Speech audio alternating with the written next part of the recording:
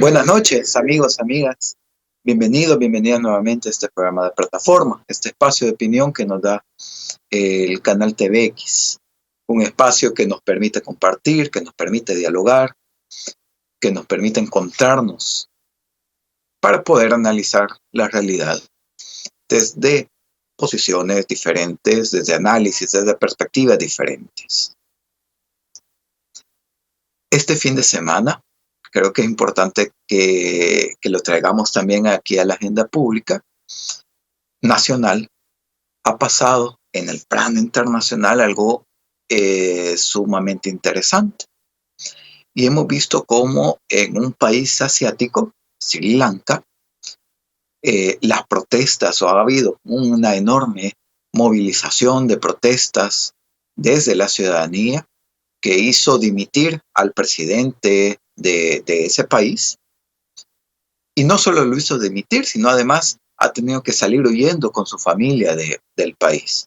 Y se viralizaron en redes sociales fotografías y videos de los manifestantes entrando a la casa ahora abandonada del entonces presidente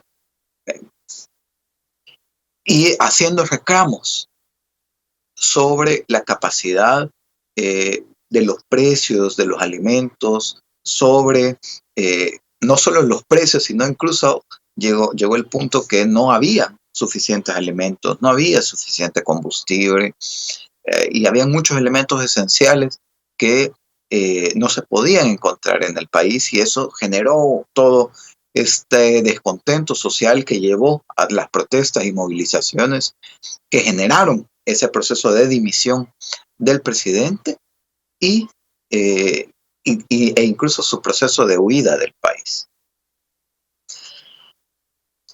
Lo que pasó entonces en Sri Lanka, que es un país asiático, una isla cercana a la India, creo que nos permite tener algunas claves interesantes, sobre todo porque la situación que ocurrió en Sri Lanka, por los factores que llevaron a que esa situación ocurriera, no son factores exclusivos de Sri Lanka.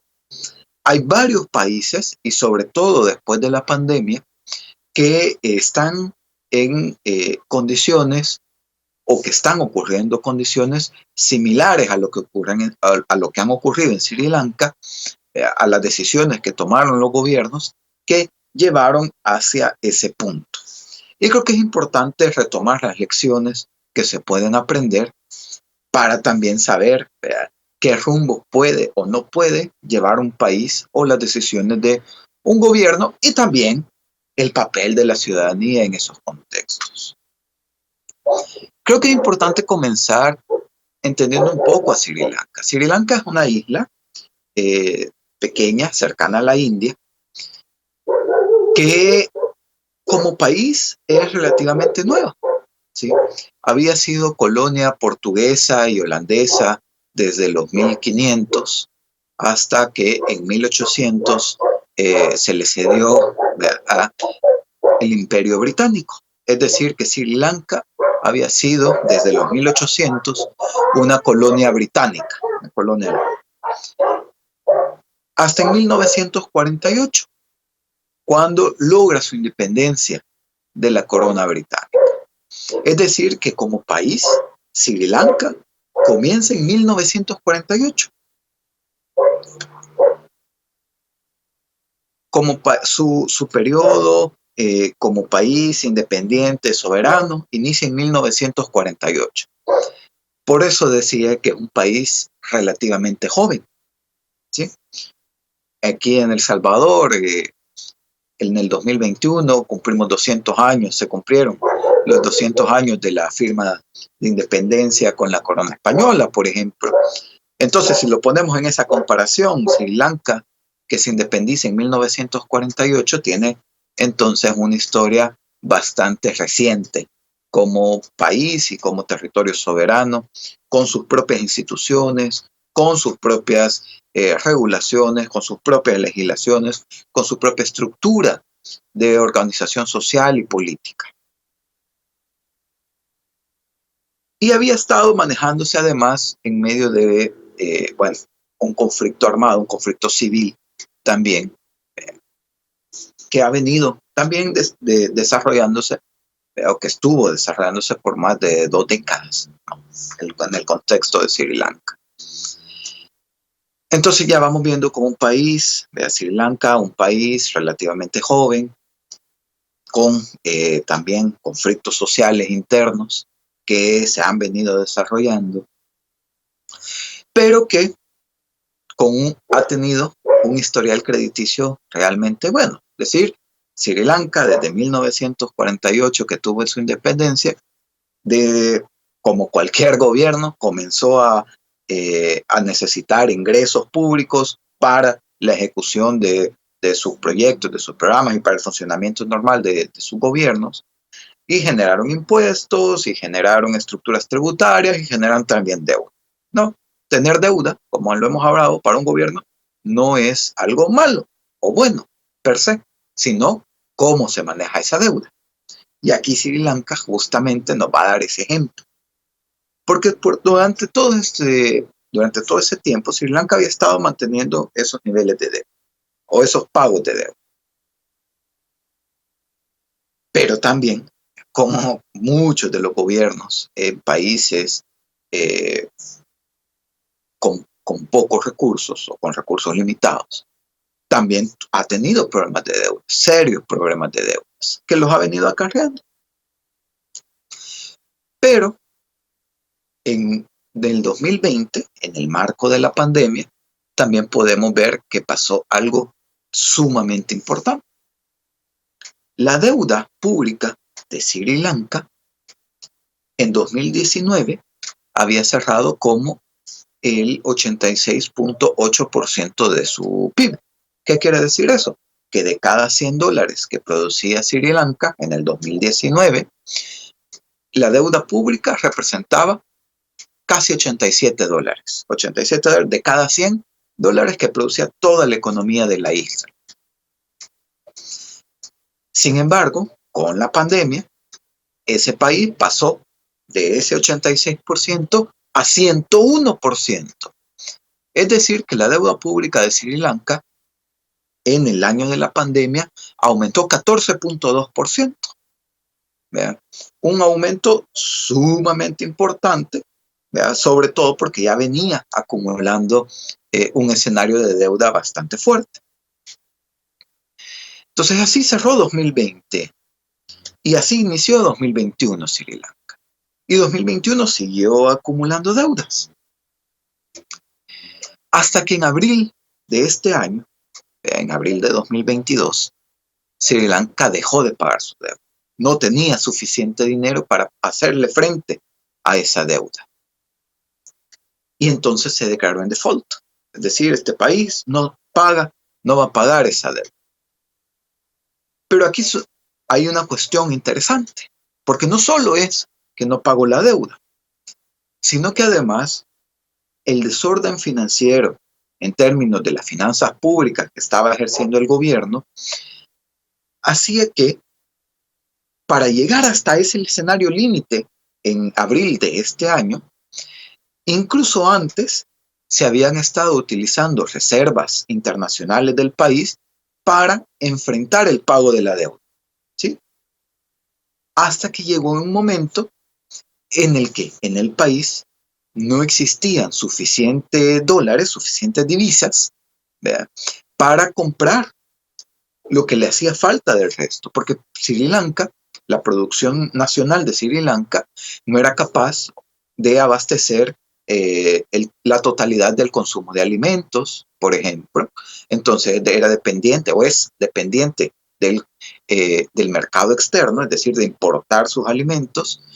Y si no hay reservas internacionales y si el gobierno no es capaz de responder ante esa conversión de divisas, pues entonces no hay cómo comprar, ¿verdad?, o cómo importar esos alimentos. Lo mismo pasó con el combustible y con otros elementos esenciales de abastecimiento de los hogares.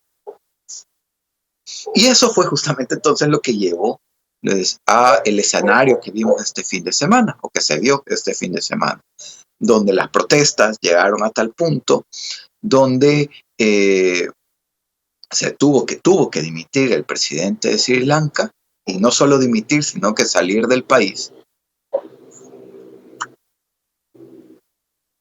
Y además, otro elemento que es importante tener en cuenta en el caso de Sri Lanka, que uno de los principales aliados políticos del presidente de Sri Lanka es su hermano, que está también como presidente en el Parlamento, en el Congreso, en el equivalente a la Asamblea Legislativa en Sri Lanka. Y ahora la gente está también pidiendo la dimisión de esta persona, ¿no? Es decir, que renuncie también esta persona. Ha asumido un nuevo presidente en estos días, ¿no? Ante un escenario complicado, y vamos a ver qué planificación presenta, o va a proyectar presentar. Pero este escenario de lo que ha pasado en Sri Lanka me parece muy interesante, porque muchas veces las finanzas públicas, o estar hablando de los fondos públicos, de cómo gestiona el gobierno en los proyectos, los presupuestos, la deuda pública, muchas veces nos parecen como discusiones muy lejanas, ¿sí? No, bueno, lo que hagan, lo que al final de cuentas todos los gobiernos roban, entonces que por lo menos deje algo en el país. Sí, muchas veces hemos oído esos comentarios en las calles o en redes sociales. Entonces, en lo que ha pasado en Sri Lanka me parece que es sumamente importante, porque nos demuestra que las decisiones que tienen o que van haciendo los gobiernos en términos de finanzas públicas, en términos de deuda pública, lo que se hace con las reservas internacionales, que son todas estas categorías que muchas veces se encuentran o que parecen encontrarse fuera de nuestra cotidianidad. Sí, no, hablar de gasto corriente, de gasto de capital y de cómo se usa, parecería que fueran discusiones que están o que no tienen mayor incidencia en los frijolitos en nuestra mesa, los frijolitos, las tortillas que llegan a nuestra mesa. Que hablar de la emisión de letes y de CETES del gobierno, que la deuda de corto plazo y la emisión de bonos y las negociaciones que un gobierno está realizando con distintos instrumentos financieros o con distintas instituciones financieras, parecería que son a veces realidades lejanas, que no tienen mayor incidencia en nuestra vida diaria. Pero el caso de Sri Lanka nos demuestra que esas decisiones que se van tomando los gobiernos sí que tienen al final de un impacto real en cómo los frijolitos, en cómo las tortillas llegan a nuestra mesa. El hecho de que Sri Lanka haya aumentado la deuda pública en esta magnitud, claro, porque lo hemos dicho aquí, en el marco de la pandemia todos los gobiernos se endeudaron, todos los países se endeudaron, pero no todos los países se endeudaron igual. No todos emitieron los mismos niveles de deuda, ni todos usaron los fondos públicos de la misma manera. Sri Lanka aumentó su deuda pública 14% con respecto a su producción bruta, su Producto Interno Bruto. En el caso de El Salvador, para que también vayamos viendo qué tanto nos parecemos o no nos parecemos a este caso de Sri Lanka, la región latinoamericana en promedio aumentó su deuda pública alrededor de un 11% de su Producto Interno Bruto. En el caso de El Salvador, la deuda pública en el 2020, solo en el 2020, aumentó 18%. Es decir, con respecto a 2019 y luego al cierre de 2020. A través de la pandemia, la deuda pública aumentó alrededor del 18% del Producto Interno Bruto, es decir, que tuvo un aumento muy por encima del resto de la región latinoamericana e incluso por encima del aumento de la deuda que tuvo Sri Lanka, ¿no? Que decíamos que fue del 14%. Y en los próximos meses, el gobierno de El Salvador tiene que asumir pagos de deuda que emitió en ese marco y de deuda que también traía acumulada. desde antes. Son alrededor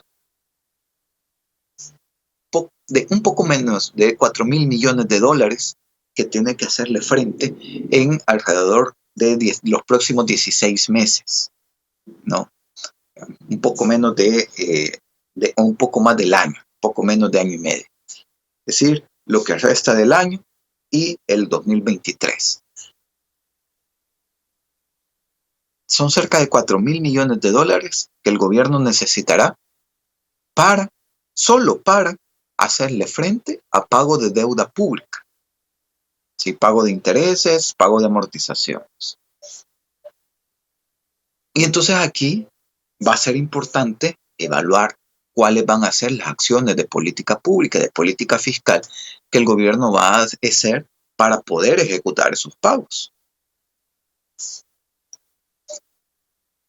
El gobierno de Sri Lanka, ya vimos, empezó a ejecutar reservas internacionales para pagar esa deuda y luego ya no pudo importar parte de los bienes que necesitaba el país. En El Salvador también tenemos una fuerte dependencia a los productos importados. Si nos vamos a ver, por ejemplo, el total de lo que le compramos al resto del mundo, es decir, las importaciones,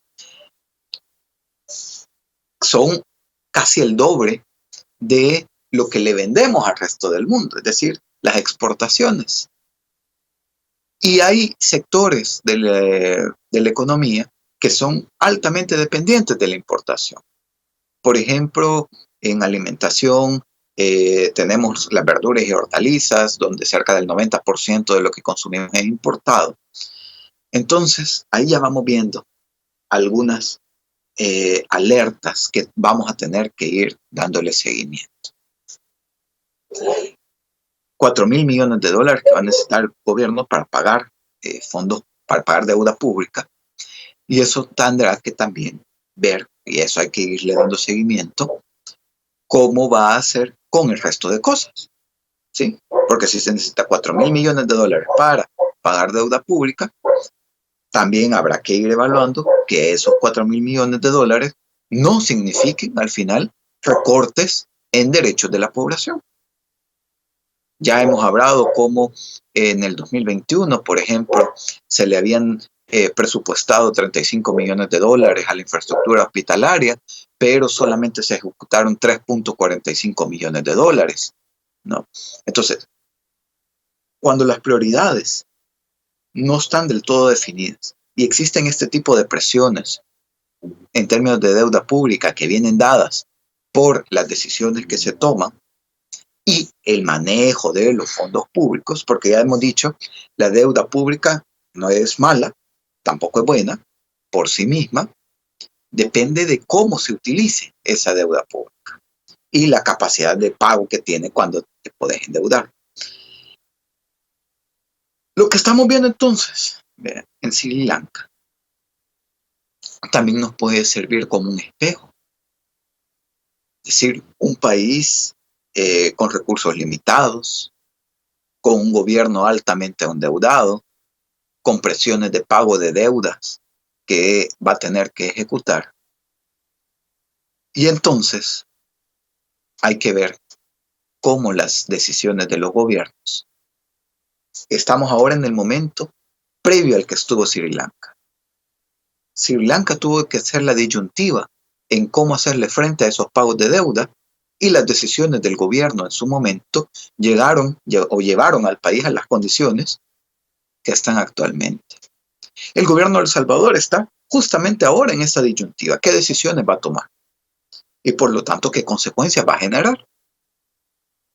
¿Serán las decisiones parecidas a las que tomó Sri Lanka o serán las decisiones diferentes? Para eso la ciudadanía debe tener un papel sumamente importante en términos de Contraloría, es decir, estar monitoreando las decisiones de los gobiernos y estar monitoreando también el uso de los fondos públicos. Pero eso también requiere que los gobiernos tengan transparencia en el uso y en el manejo de los fondos. Este es el proceso que hemos venido haciendo desde hace años, ya con otros gobiernos también, con este gobierno y con los gobiernos que vengan. Porque al final de cuentas, como nos lo demuestra Sri Lanka, lo que pasa con las finanzas públicas y las decisiones que toman los gobiernos en cómo se usan los fondos públicos, sí que impactan al final de cuentas en los frijolitos y en las tortillas que pueden llegar a nuestra mesa. Este monitoreo lo vamos a seguir realizando junto con ustedes en estos programas. Un gran abrazo, amigos, amigas. Buenas noches.